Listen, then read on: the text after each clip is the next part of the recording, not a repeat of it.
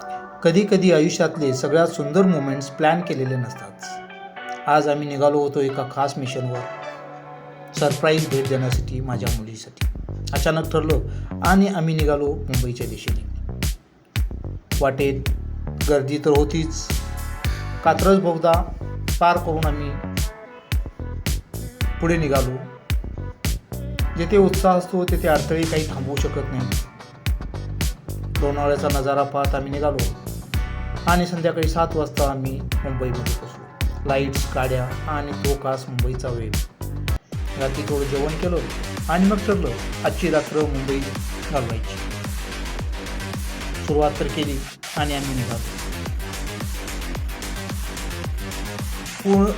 संपूर्ण झगमगाट बघत आम्ही पोचलो वेकेशी मध्ये. तो नजारा तर अति उत्तमच, अति सुंदर होता. तो पाहत आम्ही पुढे निघालो. रात्रीचे 10 वाजले होते. मुंबई अजून जागीच होती. पोलिसांची गस्त पण चालू होती. चेकिंग सुरू होतं. आणि ते तर असायलाच हवं मुंबईच्या सारख्या ठिकाणी तरी. प्रथम जायचं कुठं, सुरुवात कुठून करायची. मग ठरलं पहिल्यांदा शाहरुख खानचा बंगला जन्नत बघू. तेथे पोचल्यानंतर तर काय, शाहरुख खानचे फॅन्स बंगल्यासमोर थांबून सेल्फी काढत होते. दरवाजा तर बंद होता, पण बाहेरच थांबून बघून आम्ही बाहेर पडलो. तिथून आता कुठं, मग ठरलं बांद्रावरील शिवलिंग पाहायला. मुंबई येथील बांद्रा वरळी शिवलिंग हा समुद्रावर बांधलेला एक सुंदर आणि आधुनिक पूल आहे. तो बांद्रा आणि वरळी या 2 भागांना जोडतो. सुमारे 5.5 किलोमीटर लांबीचा हा पूल प्रवासावेळी मोठ्या प्रमाणात कमी करतो. रात्री लाईट्समध्ये हा पूल अतिशय आकर्षक दिसतो. पण आज लाईट कमी होती, पण पूल फार सुंदर दिसत होता. पूल पार करून पुलाचा नजारा बघत आम्ही निघालो.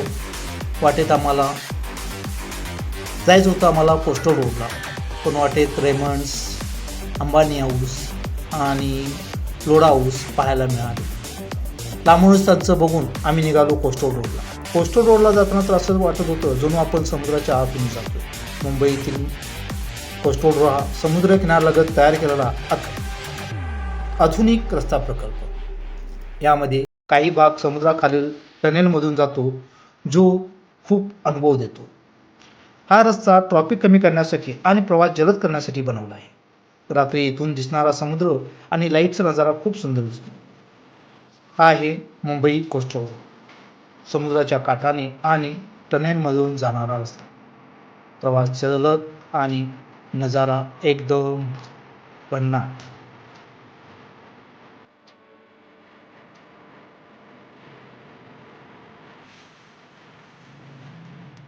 येथे एक महत्त्वाचं म्हणजे गाडी जर बंद पडली तर लगेच कर्मचारी येऊन गाडी टो करून लगेच हे करतात. आता तुम्ही बघत असालच एक गाडी बंद पडलेली आहे.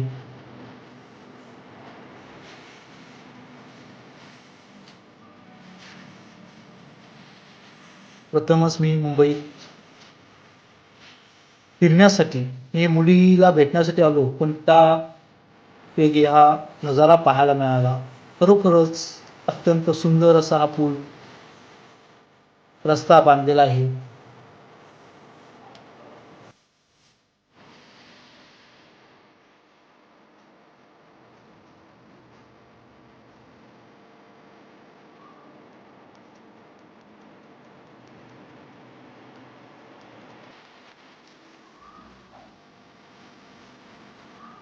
आम्हाला हा रस्ता पार करण्यासाठी जवळजवळ 5 मिनिटे लागलीत. 5 मिनिटामध्ये आम्ही हा कोस्टल रोड पार केला आणि बाहेर आलो.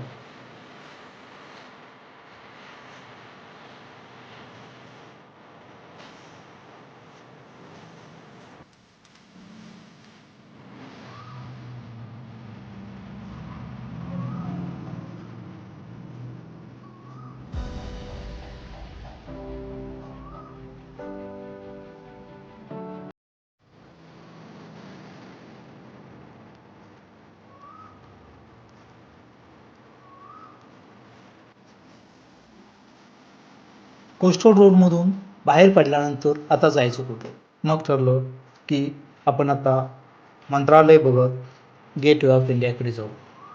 आणि आम्ही तिथून निघालो.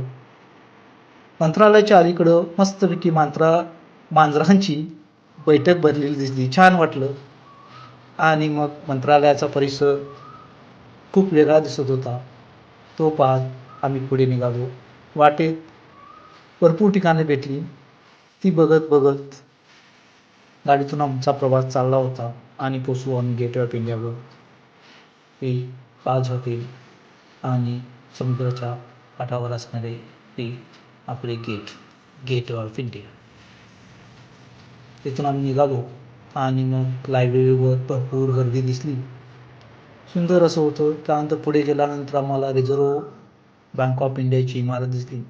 आणि मग ठरलं आता जायचं अंबानी हाऊस पाहायला. आता अंबानी हाऊसकडं जायचं म्हटलं तर अगोदरच आम्हाला कल्पना दिली होती की तिथे तुम्ही व्हिडिओ शूट वगैरे करू नका, कारण तो सेन्सिटिव्ह एरिया होता. तरी पण चोरून आम्ही थोडंसं शूट केलं, पण पूर्ण शूट नाही करता आला. आम्ही तिथे मोबाईल्स बंद केला. सिक्युरिटी फुल्ल होती. सगळीकडे फक्त पोलीस आणि पोलीसच होते. छान असं सुंदर घर. आणि आम्ही तिथून निघालो, कारण वेळ भरपूर झाला होता. रात्रीचे 2 वाजले होते. डोळ्यात झोप पण होती. आणि मग आम्ही पोचलो आमच्या राहण्याच्या ठिकाणी. मुंबईत पण आता गर्दी हळूहळू कमी होत होती.